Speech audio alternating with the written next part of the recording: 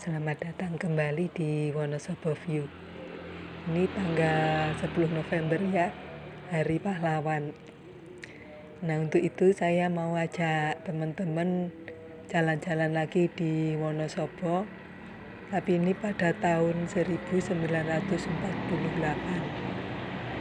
Ya, apa yang terjadi pada saat itu adalah saat yang dikenal sebagai agresi militer Belanda kedua.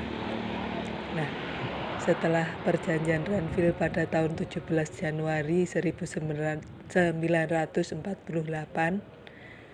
yang hanya mengakui wilayah Indonesia itu cuma Jawa Tengah, Yogyakarta, dan Sumatera, itu pun sudah merugikan ya bagi Republik Indonesia yang baru berdiri waktu itu.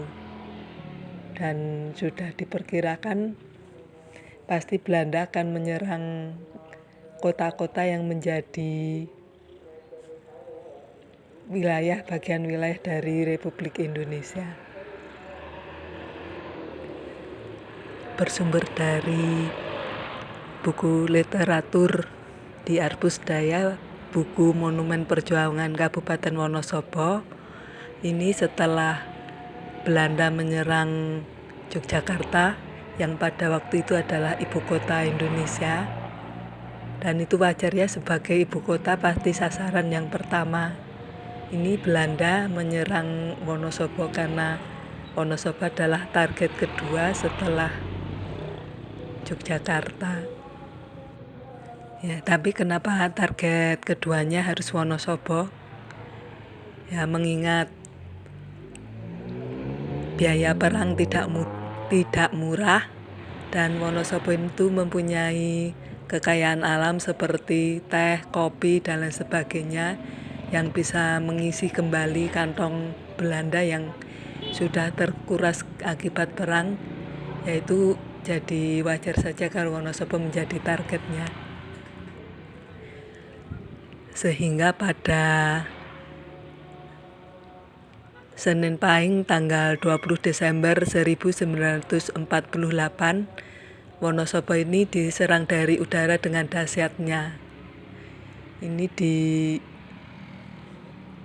diserbu dengan 4 pesawat pembom B-29 dan pesawat tipe capung yang sejak jam 8 pagi mengepung kawasan kota Wonosobo dan mengebom dan memberondong dari udara tanpa henti.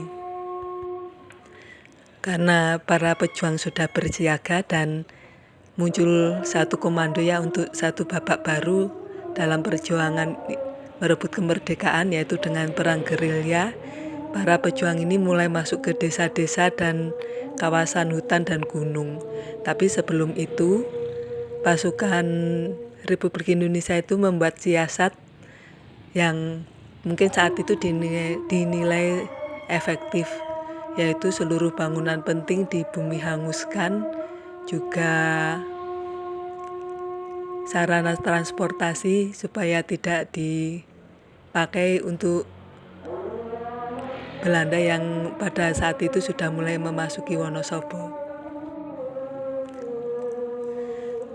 Dan karena pemboman yang tak henti dari pesawat tempur Belanda ini, juga tembakan ke segala arah, yang mungkin karena Belanda ini mengincar divisi Siliwangi yang diperkirakan ada di Wonosobo. Memang divisi Siliwangi ini sempat beristirahat sebentar di Wonosobo ya dalam perjalanannya menuju ke Jawa Barat. Namun sehari sebelumnya itu sudah bergerak kembali menuju Jawa Barat. Dan serangan itu menyasar rumah sakit, kampung-kampung di sekitarnya, pertokoan di kawasan Pasar Induk, juga pendopo Kabupaten Wonosobo ya sekarang, Longkrang, Semagung, Mangli, dan rumah-rumah di sepanjang Jalan Bismo hingga Kampung Kauman dan beberapa rumah di Sumberan. Juga bahkan sekolah SLBB anak Dina Upakara pun juga diserang karena dianggap sebagai markas tentara Republik. Dan akibat pemboman yang tiada henti juga berondongan senapan yang tiada henti ditambah kebakaran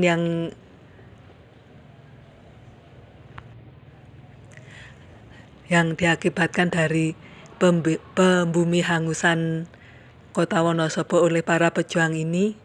Wonosobo yang dikenal menjadi kota dingin ini menjadi panas banget ya.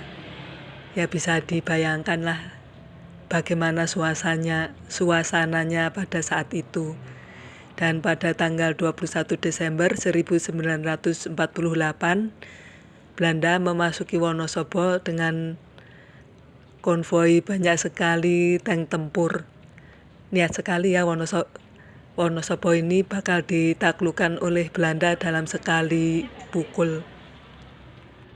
Tetapi pertunjukan dari Belanda yang heboh ini ternyata sepi penonton. Tidak ada tanggapan, tidak ada sambutan.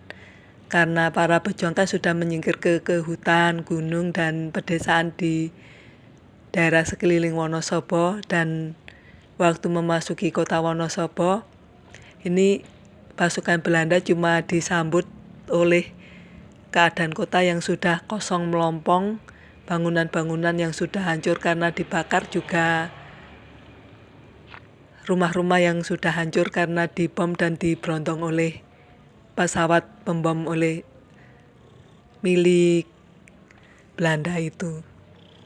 Ya, demikian pembahasan tentang Wonosobo saat agresi militer Belanda kedua. Dan kalau ada salah kata, saya mohon maaf dan terima kasih sudah menonton.